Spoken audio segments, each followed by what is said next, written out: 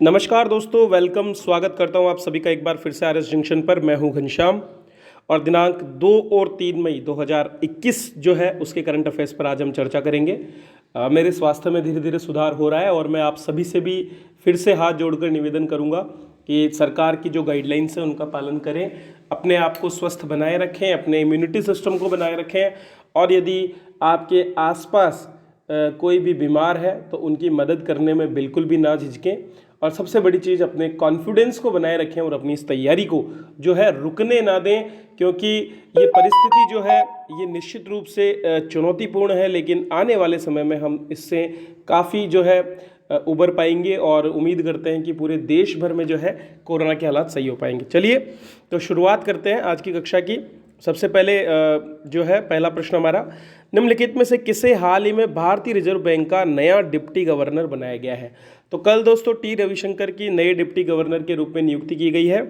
तो हमारा जो रिजर्व बैंक है इसमें एक गवर्नर और उसके अलावा 4 अन्य डिप्टी गवर्नर होते हैं।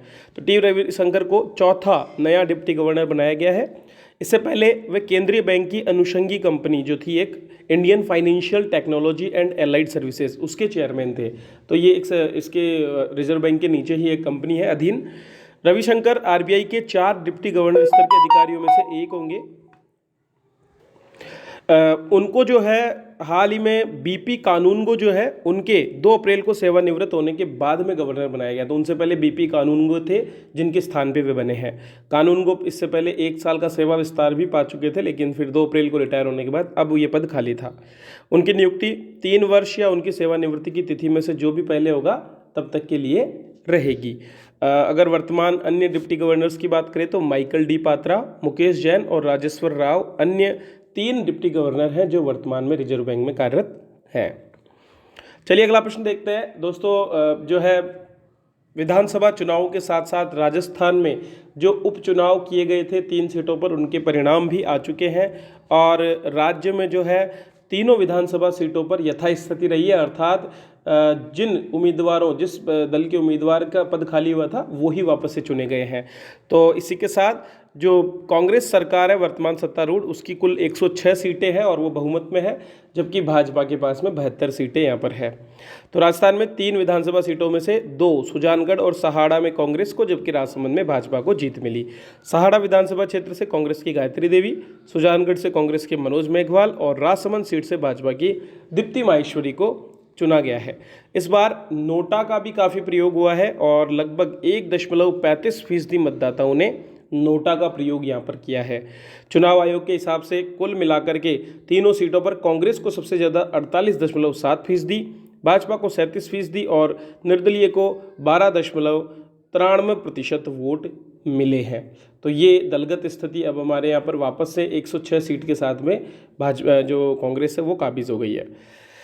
हाल ही में ऑपरेशन समुद्र सेतु द्वितीय की शुरुआत की गई, जो पहले भी शुरू किया गया था पिछले वर्ष, और इस बार इसका उद्देश्य है विदेशों से मेडिकल ऑक्सीजन की आपूर्ति करना।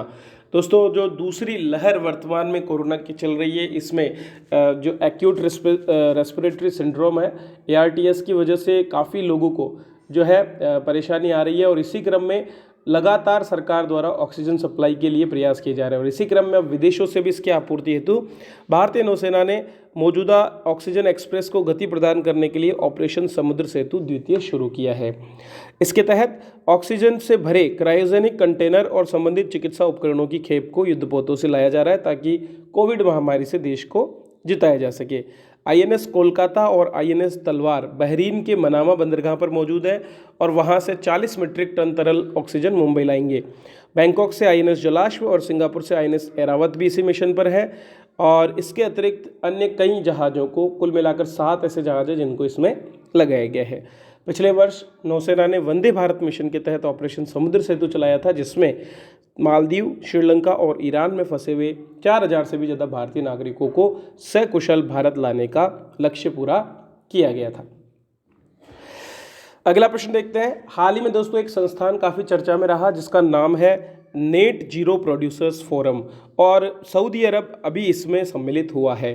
तो नेट जीरो प्रोड्यूसर्स फोरम की गठन जो है अमेरिका, कनाडा, नॉर्वे और कतर जैसे तेल उत्पादक देशों द्वारा की गई और इसमें सऊदी अरब के सम्मिलित होने से अब देशों की संख्या हो गई है 5।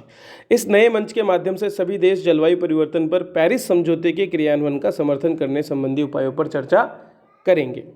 साथ ही इस मंच के माध्यम से 2050 तक शुद्ध शून्य उत्सर्जन का लक्ष्य प्राप्त करने पर भी चर्चा की जाएगी। तो मेनली इनका फोकस रहेगा जो मीथेन है, मीथेन को कैसे कम किया जाए। जब तेल का उत्पादन किया जाता है तो उस दौरान इसके उत्सर्जन को कैसे कम किया जाए, इस पर फोकस ये करेंगे। कनाडा, नॉर्वे, कतर, सऊदी अरब और संयुक्त राज्य अमेरिका की बात करें तो वैश्विक तेल और गैस उत्पादन का 40% हिस्सा ये उत्पादित करते हैं और ऐसे में इनकी जिम्मेदारी भी होती है कि ये इसकी वजह से होने वाले पर्यावरण नुकसान को रोकें। अगला प्रश्न देखते हैं। हाल ही में परीक्षण किए गए विश्व के सबसे बड़े हवाई जहाज का नाम क्या है? दोस्तों, स्ट्रेटोलॉन्च कंपनी द्वारा बनाए गए ROC अर्थात रोक हवाई जो यान है उसका हाल ही में दूसरा सफल परीक्षण किया गया। तो स्ट्रेटोलॉन्च ने कैलिफोर्निया में मोहावे एयर और स्पेस पोर्ट से अपनी दूसरी परीक्षण उड़ान को पूरा किया।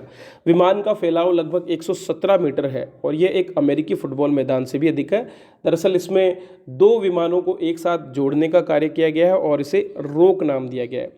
रोक या ROC एक विशाल पक्षी है जिसका वर्णन आमतौर पर जो मध्य पूर्व या मिडिल ईस्ट की पौराणिक कहानी है उसमें हमें मिलता है। सिंबाद की जो कहानियाँ, सिंबाद द सैलर की जो कहानियाँ हैं उसमें हमें इस रोक नामक पक्षी की जानकारी मिलती है। ये विमान क्यों बनाया गया है? ये विमान जो है अंतरिक्ष में रॉकेट ले जाने और उसे वहाँ छोड़ने के लिए बनाया गया है। दरअसल जब धरती पर धरातल से किसी भी उपग्रह को लॉन्च किया जाता है तो उसके लिए काफ़ी बड़ी मात्रा में थ्रस्ट की आवश्यकता होती है, लेकिन ये विमान जो है ये अंतरिक्ष में जो भी हमारा जो लॉन्च व्हीकल होता है उसे इसके ऊपर स्थापित किया जाएगा और ये विमान इसे फिर 4000 से 5000 मीटर की हाइट पर ले जाता है जहाँ से अपेक्षाकृत ईजी होता है लॉन्चिंग करना। तो उसी चीज़ को एक रीयूजेबल व्हीकल की तरह उपयोग करने के लिए, उपग्रहों को लॉन्च करने के लिए इस विमान का प्रयोग जो है किया जाएगा और भविष्य में ये जो ईंधन की बचत है उसको भी देखेगा और इसके साथ साथ बड़ी मात्रा में जो अंतरिक्ष के विभिन्न प्रकार के जो परीक्षण हैं या फिर जो भी लॉन्च करने हैं वो किए जा सकेंगे। तो स्ट्रेटोलॉन्च द्वारा निर्मित है। इसका गठन 2011 में किया गया था और लगातार ये जो है नवाचारों को बढ़ावा देने का काम कर रही है कंपनी स्ट्रेटोलॉन्च। तो रीयूजेबल लॉन्च व्हीकल के रूप में प्रयोग करने के लिए इसने ये किया है। तो दोस्तों ये है आज के करंट अफेयर्स जिन पर मैंने चर्चा की। मार्च 2021 का करंट का एडिशन आपके लिए अवेलेबल है। इसके अलावा पॉलिटी का कोर्स हमारा लगातार आगे बढ़ रहा है, आप भी मुझसे जुड़ सकते हैं। दोस्तों इस निराशा के माहौल में आशाजनक बने रहें और चाहे जितनी भी परिस्थितियां खराब क्यों ना हो, आप उम्मीद ना छोड़ें। जिस तरह का हालात वर्तमान में हो रहा है वो थोड़े समय के लिए है, ये सुधर जाएगा, लेकिन सबसे बड़ी चीज़ है हम अपने आत्मविश्वास को बनाए रखें क्योंकि अंधेरे के बाद में सवेरा होगा ही। अंधेरे की कोई बस की नहीं है कि वो सवेरे को होने से रोक सके। आज नहीं तो कल सब चीज़ें सही हो जाएगी। तो आप अपनी पढ़ाई में लगे रहें, तल्लीन रहें, नियमित रूप से अभ्यास करते रहें ताकि आपकी पढ़ाई पीछे ना छूटे। चलिए इसी के साथ मैं आपसे विदा लेता हूँ। वीडियो देखने के लिए आप सभी का बहुत बहुत धन्यवाद।